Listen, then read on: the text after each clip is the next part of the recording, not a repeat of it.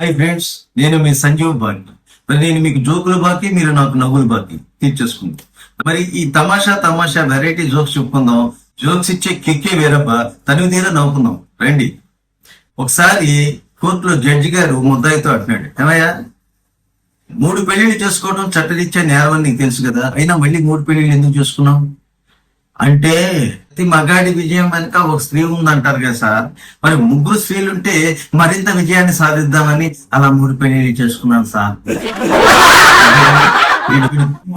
అమ్మాయి కూడా మనకు తెలియదు కానీ జడ్జి గారు మాత్రం బొట్టలో వేయని చూస్తున్నాడు. తప్పులేం పడకవు.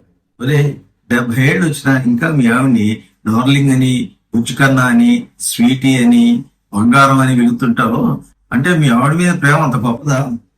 అది కాదురా అసలు విషయం, మా ఆవిడ పేరు మర్చిపోయా. ఇప్పుడు వెళ్ళి దాని పేరు అడగాలనుకో భయం వేస్తుంది. అందుకే ఇలా మేనేజ్ చేసుకుంటూ వస్తాం. అసలు విషయం తెలియజేసేయండి. భార్య కోపంగా, మిమ్మల్ని పెళ్లి చేసుకోవడం కంటే ఓ రాక్షసుని చేసుకుంటే నేను చాలా సుఖపడేదాన్ని. రక్త సంబంధికులు పెళ్లి చేసుకోకూడదు, అందుకే మీ పెద్దాళ్ళు నాకు ఇచ్చి కట్టాను నిన్ను. నరకంలో శిక్ష అనుభవిస్తున్న ఒకడు యమధర్మరాజుతో, నేను భూలోకంలో ఉన్న మా ఆవిడతో ఫోన్ లో మాట్లాడాలనుకుంటున్నాను, డబ్బు ఎంత ఖర్చు అవుతుంది?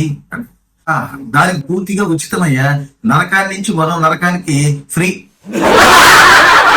యమధర్మరాజు ఎంత తెలివిగా సమాధానం చెప్పాడు. ఒకసారి పెళ్లి చూపులు జరిగాయి.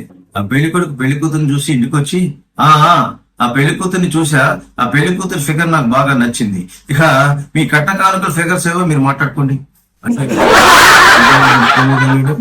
ఏమండో ఇది విన్నారా, మన వాళ్ళు చందమామని అందుకున్నారంట. అందులో గొప్పే ఉంది, నేను ఎప్పుడో చందమామని అందుకున్నాను. నిజమా? ఇదిగో నా దృష్టిలో నిన్ను మించిన చందమామ ఎవరు లేరు, అందుకే నేను నిన్ను ఏ రోజో అందుకున్నాను. పోండి, సిగ్గేస్తుంది. ఏమండి వేడివేడిగా పకోడీ చేసి టీ పెట్టుమంటారా? బిస్కెట్ వేసారు, పడిపోయిందండి. ఒకసారి బస్ స్టాండ్ లో సుబ్బారావు ఒక పర్సు దొరికాడు. అటు ఇటు చూసి కామ్గా ఆ పర్సుని జేబులో పెట్టాడు.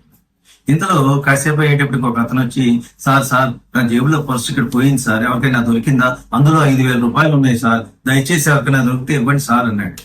సుబ్బారావు లోపల మనసులో ఆనందపడ్డాడు. 5,000 రూపాయలు వాళ్ళ పొద్దున్నే దొరికింది, ధనలక్ష్మి యోగం అనుకున్నాడు.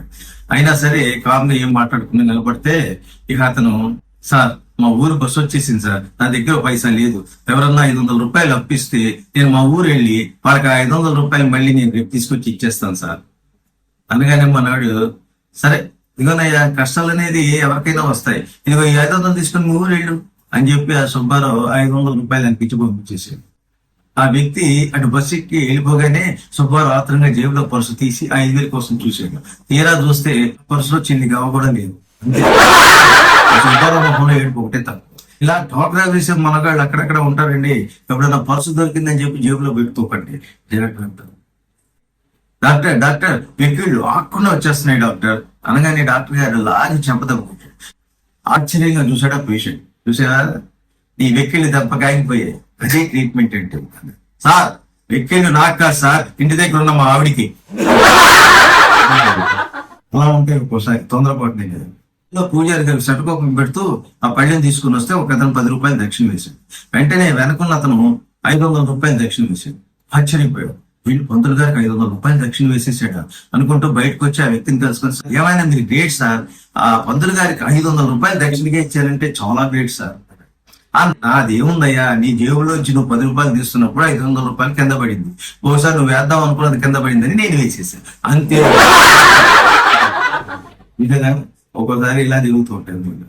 పేషెంట్ డాక్టర్ గారి దగ్గరికి వస్తే, ఏమున్నాయి నీ దగ్గర, ఏం చెప్పమంటారు? ఒక పక్క ఒళ్ళు నొప్పులు, జ్వరం, జలుబు, దగ్గు, ఆయాసం అన్నీ ఉన్నాయి సార్. ఇక నీ దగ్గర ఏమున్నాయో చెప్పయ్యా.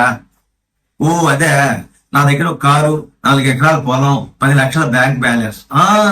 అలా స్పష్టంగా చెప్తే ట్రీట్మెంట్ స్టార్ట్ చేస్తాం.